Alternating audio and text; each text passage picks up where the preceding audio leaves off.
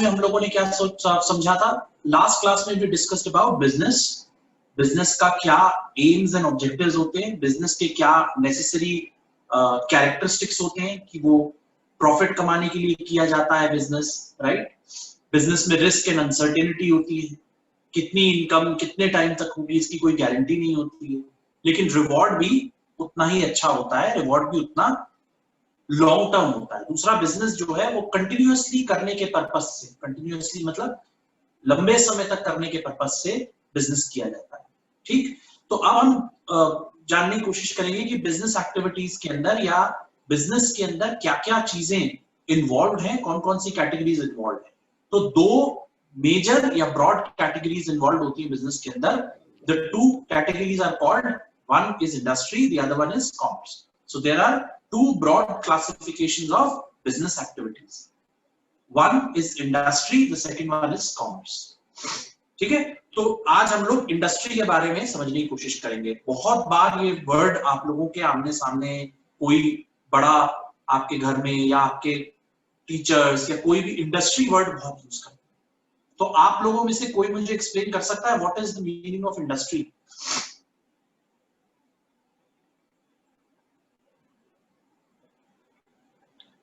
कोई स्टूडेंट है जिसको इंडस्ट्री समझ में आती होगी, उसका मीनिंग क्या है?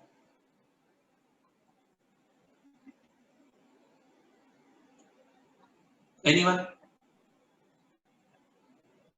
किसी को नहीं? सर इंडस्ट्रीज मतलब जहाँ पे गुड्स का प्रोडक्शन होता हो।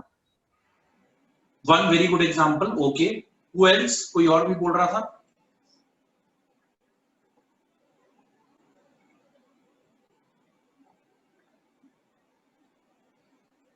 Anything else? Okay, I will explain. So you have given one very good example that industry is a place where usually the production of goods happen. Production, किसी भी चीज का उत्पादन किया जाए उसको इंडस्ट्री कहते हैं। तो अगर आप किताब की लैंग्वेज में भी समझने की कोशिश करें तो उसमें ये कहा जाता है कि वो बिजनेस एक्टिविटी या वो व्यापार की वो क्रिया जिसके अंदर आप किसी भी चीज के लिए या तो नया रॉ मटेरियल बना रहे हैं या नया फिनिश प्रोडक्ट बना रहे हैं, उसको बनाने के लिए प्रोसेसिंग कर रहे हैं, मैन्युफैक्चरिंग कर रहे हैं, असेंबलिंग कर रहे हैं, इंजीनियरिंग कर रहे हैं, राइट? या सब चीजों को आपस में जोड़ रहे हैं। इन सारे प्रोसेसेस को अगर आप एक साथ देखेंगे तो उसे इंडस्ट्री कहा जाएगा। Morning sir. Morning sir.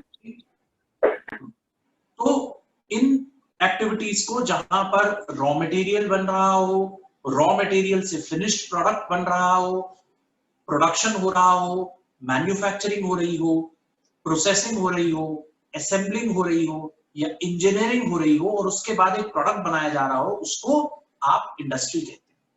अब मैं आप लोगों को कुछ एग्जांपल्स इंडस्ट्री के दूंगा जो बहुत इंपॉर्टेंट और इंटरेस्टिंग है, आप ध्यान दीजिएगा। एग्रीकल्चर एक इंडस्ट्री, एग्रीकल्चर एक इंडस्ट्री है। क्यों?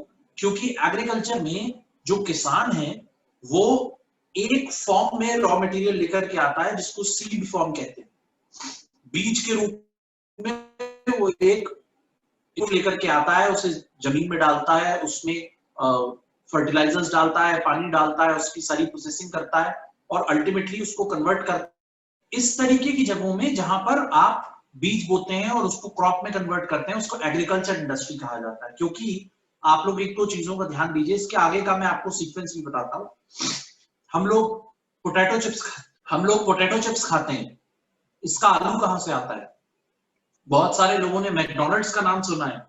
मैकडॉनल्ड्स जो है बर्गर बनाता है, राइट? इसका आलू कहां से आता है? ये पैटी बनाते हैं। ये लोग फिंगर चिप्स बनाते हैं, उसको क्या बोलते हैं? French fries. उसका आलू कहां से आता है? किसान से आता है।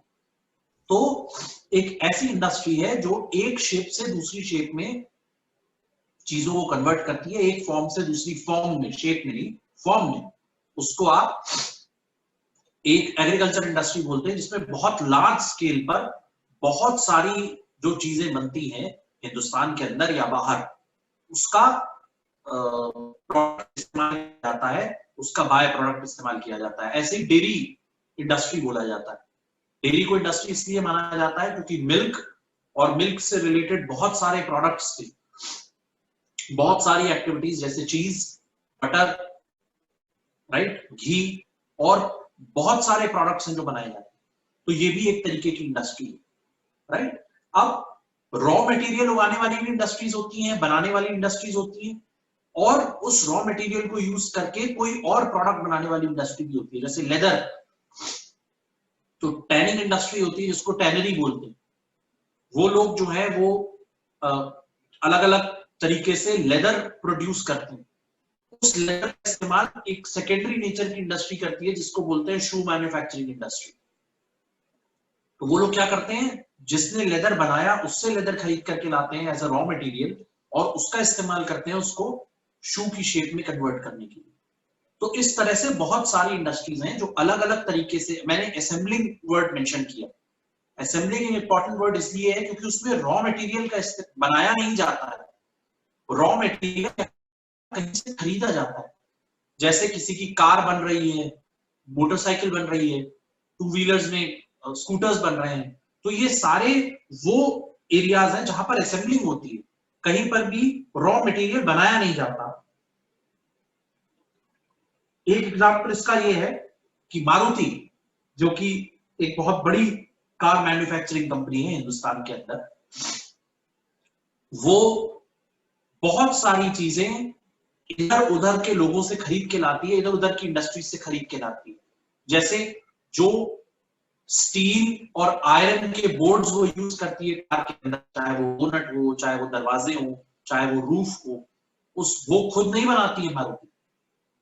किसी आयरन ओर माइनिंग कंपनी से या आयरन ओर शीट्स बनाने वाली इंडस्ट्री से खरीद करके लाती है और उसको अपनी शेप के हिसाब से कन्वर्ट करके कार में लगाती है, राइट। बहुत सारा मटेरियल कार के अंदर लगा होता है, डैशबोर्ड पे लगा होता है, राइट। ये सारी चीजें, छोटे छोटे पेच, स्क्रूज लगे होते हैं जिससे कार को टाइट किया जाता है, फिक्स किया जाता है जिससे कार, राइट। टेक्नोलॉजी जिससे कार बनती है, प्लांट के अंदर एक स्टेप से दूसरे स्टेप पर ऑटोमेटिकली मूव करती है, उस टेक्नोलॉजी को मारुति खरीदती है किसी से। मारुति का खुद का काम टेक्नोलॉजी बनाना नहीं है। मारुति क्या काम करती है, बेसिकली दो काम करती है मारुति, वो है कार का इंजन बनाना और इंजन की टेक्नोलॉजी को इनोवेट करना। यानी इंजन फ्यूल एफिशिएंट होगा, कार्बन एफिशिएंट होगा, एनवायरमेंट एफिशिएंट होगा, क्या होगा वो डिसाइड करना जो है वो मारुति का काम है। तो Maruti is basically involve in manufacturing engines.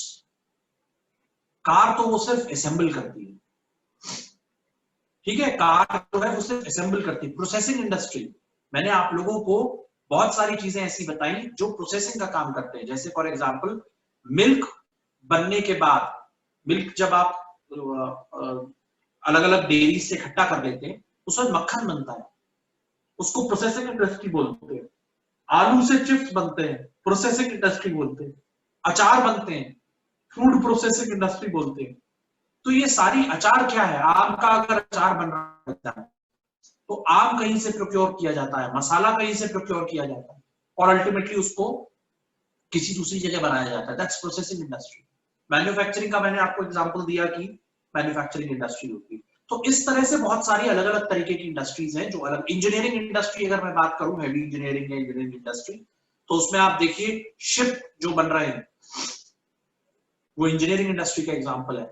Metro पूरी दिल्ली में बनी हुई है, सबने देखा, वो इंजीनियरिंग या कंस्ट्रक्शन इंडस्ट्री का एग्जांपल, ठीक। तो ये बहुत सारे अलग अलग तरीके के एग्जांपल्स हैं। तो अगर आप इंडस्ट्री को अलग अलग तरीके से देखना चाहें तो पहले तरीके की इंडस्ट्री कहलाती है एक्सट्रैक्टिंग इंडस्ट्री, जिसके अंदर किसी ना किसी तरीके के मटेरियल या एलिमेंट को निकाला जाता है। एक्सट्रैक्ट करने का मीनिंग होता है निकालना, एक्सट्रैक्ट करने का मीनिंग होता है निकालना। तो जैसे कोयला, आयरन ओर, आयरन ओर का मतलब लौह अयस्क, जो आयरन की बिल्कुल प्योर फॉर्म होती है, जो जमीन से ड्रॉ की जाती है, माइन के नीचे से निकाली जाती है, उसको आयरन ओर बोलते हैं।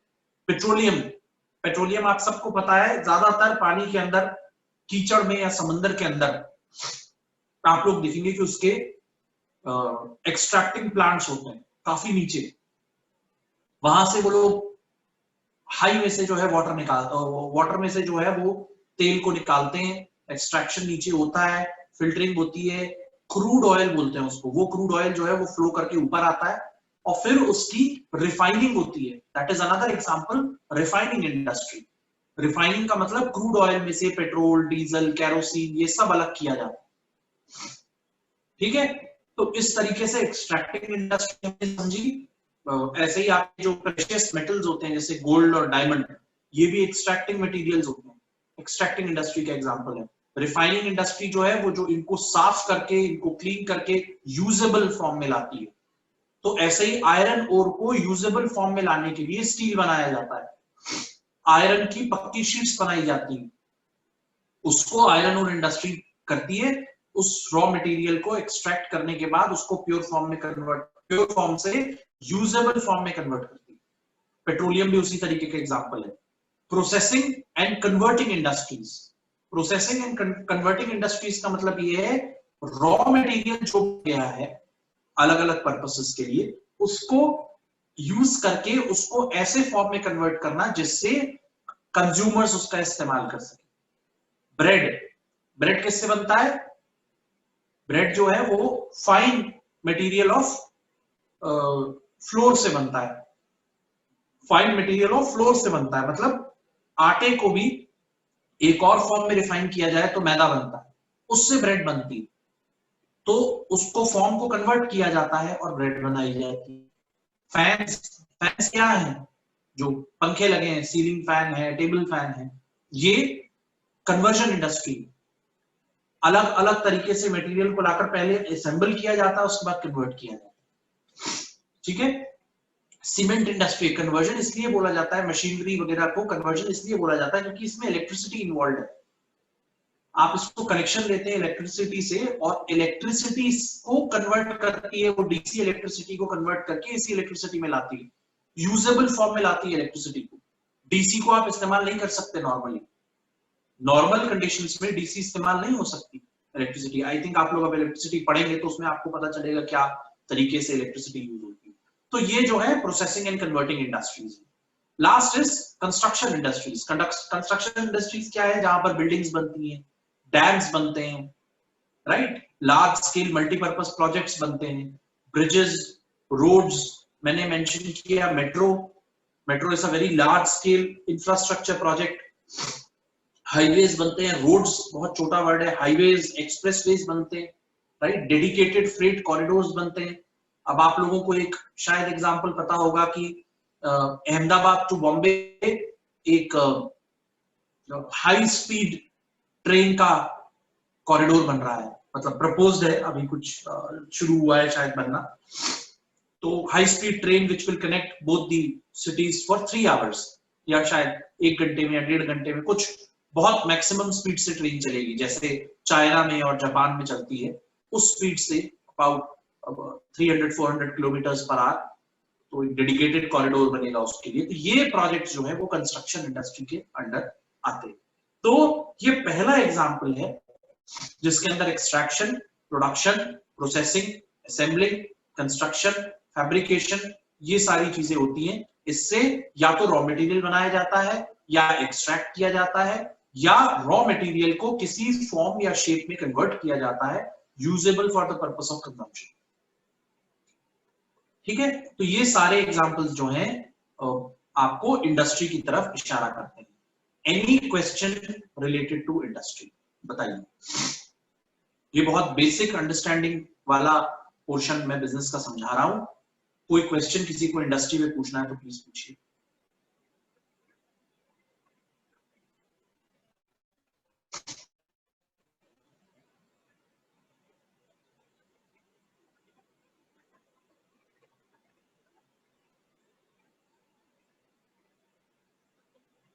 ओके, चलिए सर।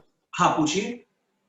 सर वो टॉपिक मतलब इसका नहीं था सर, वो बोलना था कि जो आपने लेक्चर्स का रिकॉर्डिंग भेज रहा है ना वो यूट्यूब चैनल का, वो सर खुल ही नहीं रहा, वो सर खुल ही नहीं रहा। ओके ठीक है, लास्ट के 5 मिनट में उसको मैं अभी आपके सामने कोशिश करूंगा, फिर आपको दोबारा से लिंक वगैरह दूंगा। हो सकता है शायद मैंने लिंक गलत दिया हो, मुझे पता भी नहीं है, मैंने फर्स्ट टाइम यूज किया है। लेट मी सी, अगर देखते हैं क्या प्रॉब्लम है उसको सॉल्व करते हैं। ठीक है, लास्ट में 5 मिनट में मुझे याद दिलाना, ठीक है sir. Classification and types of industries, ये हम डिस्कस कर रहे थे। अब on the basis of nature of work industry किस तरीके से क्लासिफाई होती है उसको हम समझने की कोशिश करेंगे।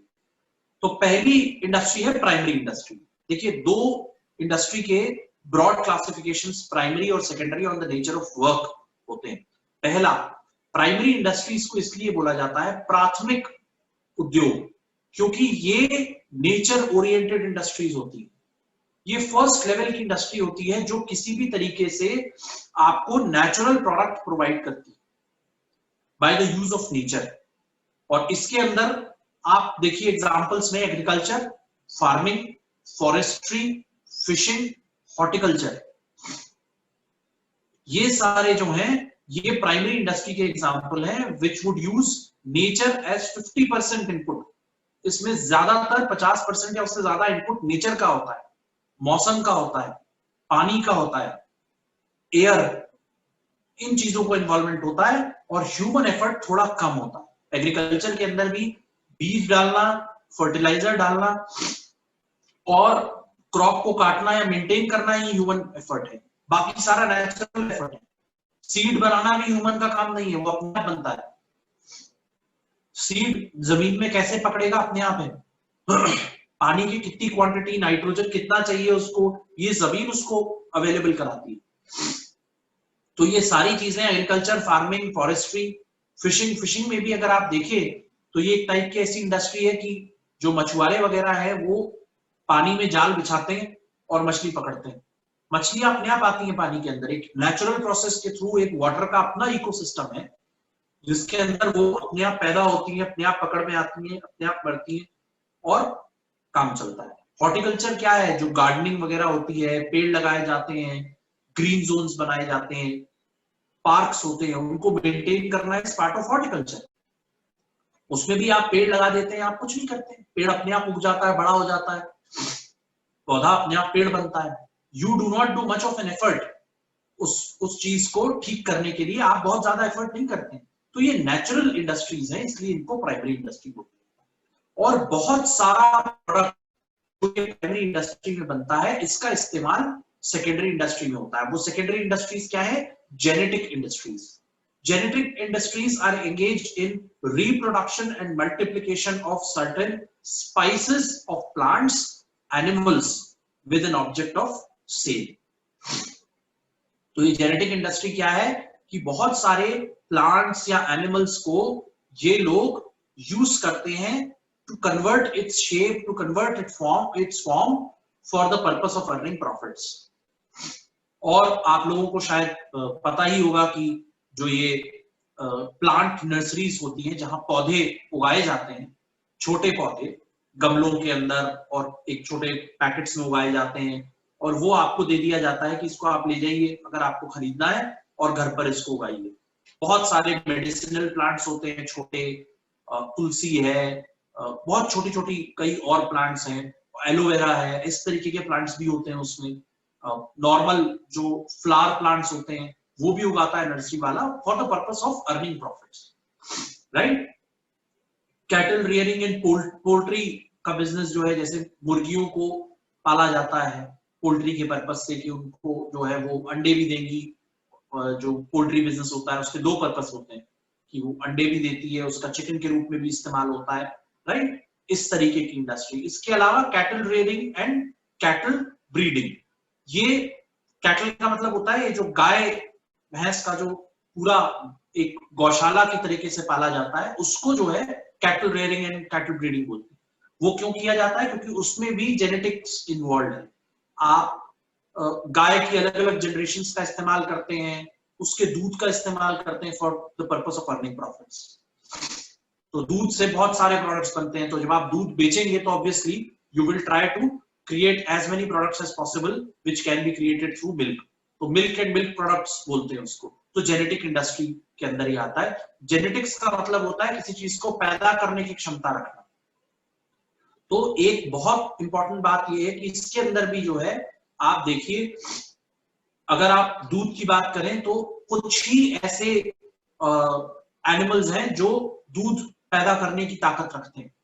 तो वो जैसे बकरी है, गाय है, भैंस है, इस तरीके के कुछ जानवर हैं जो दूध पैदा करते हैं, और सारे जो जानवर हैं उनका दूध इजीली अवेलेबल नहीं होता है। तो बकरी वगैरह है, उसका दूध थोड़ा कॉस्टली होता है और अलग अलग पर्पसेस के लिए भी इस्तेमाल होता है। गाय ही एक ऐसा, गाय और भैंस ऐसे दो एनिमल्स हैं जिनका दूध ज्यादा कमर्शियल इन नेचर है, इजीली अवेलेबल है और डाइजेस्टेबल भी होता है एंड गुड फॉर हेल्थ भी होता है। बाकी तरीके के जो जानवरों के दूध होते हैं वो अलग अलग पर्पसेस के लिए इस्तेमाल होते हैं, कॉमन पर्पसेस के लिए यूज नहीं होते हैं अलग सब जानवरों के दूध। तो इसलिए जो है वो भी एक चीज को ध्यान में रखने की जरूरत है। एक्सट्रैक्टिव इंडस्ट्रीज, मैंने आपको एग्जांपल दिया, mining is the best example. And mining of what? Coal, precious products, petroleum, iron ore, timber. Timber का मतलब बोला जाता है जो लकड़ी की प्योर फॉर्म होती है उसको टिम्बर बोला जाता है, राइट? रबर फ्रॉम फॉरेस्ट्स, ये सब माइनिंग के अंदर आता है। Manufacturing industry, all the industries which are using the raw material drawn from extractive industry or genetic industry, they are called manufacturing industry। जो raw material का इस्तेमाल या तो एग्रीकल्चर से या फार्मिंग से या आयरन ओर इंडस्ट्री से या एक्सट्रैक्टिव इंडस्ट्री से ले रहे हैं और उसकी फॉर्म शेप कन्वर्ट करके उसे फिनिश प्रोडक्ट बना रहे हैं, उसको मैन्युफैक्चरिंग इंडस्ट्री कहते हैं। एक छोटा सा फोटोग्राफ है स्क्रीन पर जो आपको दिखाता है कि शायद जो एयरप्लेन होता है वो मैन्युफैक्चर हो रहा है। एयरप्लेन मैन्युफैक्चरिंग कंपनी में इनोवेशन केवल इतना होता है कि प्लेन कम फ्यूल का इस्तेमाल करके ज्यादा से ज्यादा लोगों को ज्यादा से ज्यादा डिस्टेंस कम से कम टाइम में कवर करे। This is the innovation of airplane related industry. जो एयरप्लेन मैन्युफैक्चर करती है, चाहे छोटे चाहे बड़े, उनका पर्पस ये होता है कि कम से कम खर्च में, खर्च का मतलब फ्यूल, जो एयर फ्यूल है वो कम से कम खर्च हो, ज्यादा से ज्यादा टाइम प्लेन चले इन एयर, ज्यादा से ज्यादा लोगों को एक जगह से दूसरी जगह पहुंचाए। That's the major purpose of manufacturing industry, manufacturing of airplanes. बाकी सारा सामान वो इन इंडस्ट्री से, चाहे वो एक्सट्रैक्टिव इंडस्ट्री हो, चाहे वो नेचुरल कोई इंडस्ट्री हो, चाहे वो सेकेंडरी इंडस्ट्री हो, उनसे लेते हैं। उनका कोई और काम, खुद से वो कोई चीज नहीं बनाते, बाकी सब चीजें लाकर वो असेंबल करते हैं। कंस्ट्रक्शन इंडस्ट्री ऑब्वियसली हम डिस्कस कर चुके हैं। Service industry, now this is the most modern portion of business which we have seen in last 35 to 40 years। India के अंदर 1991 के बाद जब ग्लोबल रिफॉर्म्स आए इंडिया की मार्केट को इंटरनेशनल मार्केट के लिए, और इंडिया का इंटरनेशनल मार्केट का यूज ओपन किया गया दोनों तरीके से, इंडिया भी यूज कर सके इंटरनेशनल मार्केट को और इंटरनेशनल मार्केट इंडिया को यूज कर सके as input, as a business field. तब से लेकर अब तक सर्विस इंडस्ट्री ने सबसे ज्यादा ग्रो किया है हिंदुस्तान में। ये बात आपको ध्यान रखनी होगी कि जहां पर मैन्युफैक्चरिंग होगी, जहां पर एक्सट्रैक्शन होगा, जहां पर primary industry like agriculture, fishing, forestry होगी, वहां पर सर्विस इंडस्ट्री अपने आप बन जाएगी। अब सवाल ये होता है, what is service industry? Service industry is basically nothing but providing you the finish product and it's maintenance. Finish product बन गया है, फैक्ट्री के पास तैयार है, इंडस्ट्री में तैयार है, उसको कैसे लेके आना है मार्केट तक, आप तक कैसे पहुंचाना है, ये सर्विस इंडस्ट्री का काम। और उस प्रोडक्ट के आपके पास पहुंचने के बाद, आपके यूज के बाद उसकी मेंटेनेंस, उसकी कंप्लेंट, उसका एक्सचेंज, राइट, इस तरीके की चीजें सर्विस इंडस्ट्री करती है। बहुत आसान एग्जांपल इसका ये है कि कार खरीदने के बाद कार खत्म नहीं हो जाती, उसकी सर्विस बहुत इंपॉर्टेंट है, उसकी मेंटेनेंस बहुत इंपॉर्टेंट है। और 6 महीने में कार मैन्युफैक्चरिंग कार जो है वो सर्विस सेंटर जाती है, वहां पे वो केवल उसकी मेंटेनेंस करता है। He does not remanufacture it, he does not do any innovation on it, वो केवल उसकी सफाई करता है, उसमें ऑयलिंग करता है, उसकी पाइप सारे चेक करता है, फ्यूल पाइप जो है वो इंजन से कनेक्टेड है कि नहीं, कहीं लीकेज तो नहीं है, एफिशिएंसी ठीक है, ब्रेक ठीक से काम कर रहे हैं, क्लच ठीक से काम कर रहा है, सब चेक करता है, गलत चीजों को ठीक करता है। He doesn't remanufacture anything, he provides you a service। Bread factory में बन जाती है, राइट, और आप तक पहुंचती है कैसे? एक ट्रक वाला जो एक ट्रांसपोर्ट कंपनी को बिलोंग करता है, वो गाड़ी में भर करके ब्रेड को फैक्ट्री से लेकर जहां आसपास आपके घर के आउटलेट्स होते हैं ब्रेड्स के, चाहे वो अमूल का आउटलेट हो, मदर डेयरी का आउटलेट हो, सफल का आउटलेट हो, वहां डिलीवर करके जाता है। तो ये जो सॉरी ट्रक वाला घूम रहा है, ये सर्विस इंडस्ट्री का एग्जाम्पल जिसको ट्रांसपोर्टेशन कह सकते हैं। तो ये बहुत सारी ऐसी, बैंकिंग फॉर एग्जाम्पल, क्या प्रोडक्ट आपको अवेलेबल कराता है? कुछ नहीं, कोई प्रोडक्ट बैंकिंग का ऐसा नहीं है जो आप अपनी आंख से देख सके, except cash, and cash is not a product, it's money. क्या करता है?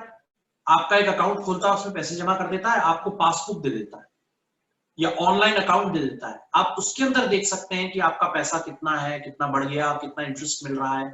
It is a service. Passbook is a service, online banking is a service.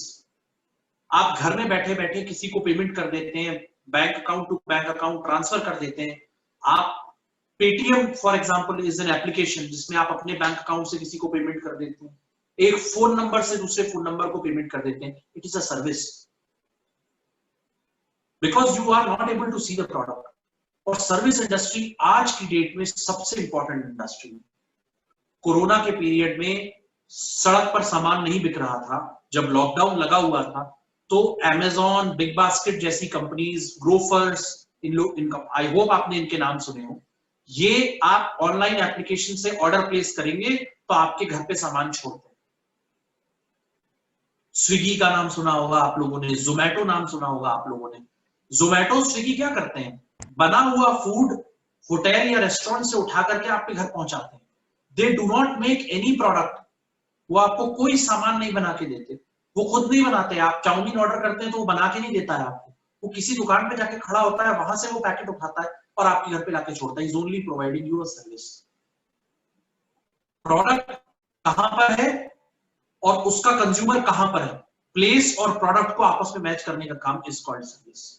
चाहे वो बैंकिंग करे पेमेंट के मामले में, चाहे ट्रांसपोर्टेशन करे डिस्ट्रीब्यूशन के मामले में, चाहे स्विगी जोमैटो करे online through physical presence of person, ये सब इंडस्ट्री जो है वो सर्विस इंडस्ट्री। एंटरटेनमेंट इंडस्ट्रीज एक और एग्जांपल है जो सर्विस इंडस्ट्री में आती है। क्यों?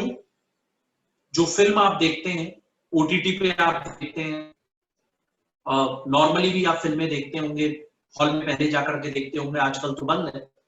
ये क्या आपको कोई सेटिस्फैक्शन होता है? बस जाकर आप खुश होते हैं कि हमने एक फिल्म देख ली। कई लोग तो फिल्म सिर्फ इसलिए चले जाते हैं कि 4-5 दोस्तों के साथ जाना है या फैमिली के साथ आउटिंग है, बट वो क्या है, एक रिलैक्सेशन होता है, एक आराम होता है जो आप apart from your routine activity life में करते हैं। तो आपको टिपिकली मिल क्या रहा है? You are gaining satisfaction. तो ये एंटरटेनमेंट जो आपका किया जा रहा है through film, the industry is providing you a service and service is providing you satisfaction. There is no physical product, कोई फिजिकल प्रोडक्ट आप तक नहीं पहुंच रहा है। It is just affecting your brain, it is just relaxing your brain.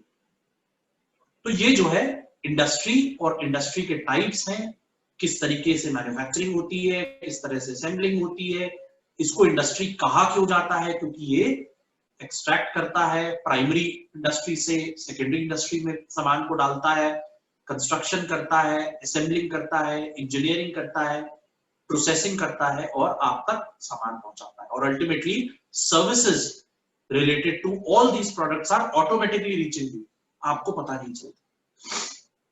कई चीजों में आप सैलरी अकाउंट में आ जाती है, आपको पता नहीं चलता। एक जमाना था जब लोग लाइन में खड़े होकर सैलरी लेते थे, 5-5, 6-6, 10-10 दिन लगते थे स्टाफ को सैलरी बांटने में, कैश बढ़ती थी सैलरी। एक जमाना आया चेक मिलता था, चेक मिलने में 10-10 दिन लगते थे, चेक लिखना पड़ता था। फिर चेक प्रिंटिंग शुरू हुई, फिर धीरे धीरे करके ऑनलाइन सैलरीज आने लगी, अकाउंट्स में सैलरीज डायरेक्टली आने लगी through the use of internet. Internet क्या है? सर्विस है। एयरटेल ब्रॉडबैंड, एक्ट, फाइबरनेट, ये सब क्या है? These are basically services. आप देख नहीं पा रहे हैं, आप इस वक्त फोन पर बैठ करके आराम से मेरी क्लास को सुन पा रहे हैं, this is the service, this is service. Teaching is a service. मैं टीचिंग को इंडस्ट्री नहीं कहना चाहता, क्योंकि टीचिंग का पर्पस होता है कि एक बेयर मिनिमम सैलरी लेकर स्टूडेंट्स को सेटिस्फाई करना। बहुत सारे टीचर्स मेरे जैसे जो हैं वो तो सैलरी भी नहीं लेते हैं, फ्री ऑफ कॉस्ट पढ़ाते हैं, तो इसलिए टीचिंग को इंडस्ट्री कहना ठीक नहीं है, बट सर्विस है। तो इसी तरीके से बहुत सारे बिजनेसेस ऐसे हैं जो सर्विसेज प्रोवाइड करने में इन्वॉल्व है and they are earning profits, their purpose is earning profits, they fall under service industry. ठीक है, कोई सवाल किसी को इंडस्ट्री पे पूछना है तो प्लीज पूछिए। इंडस्ट्री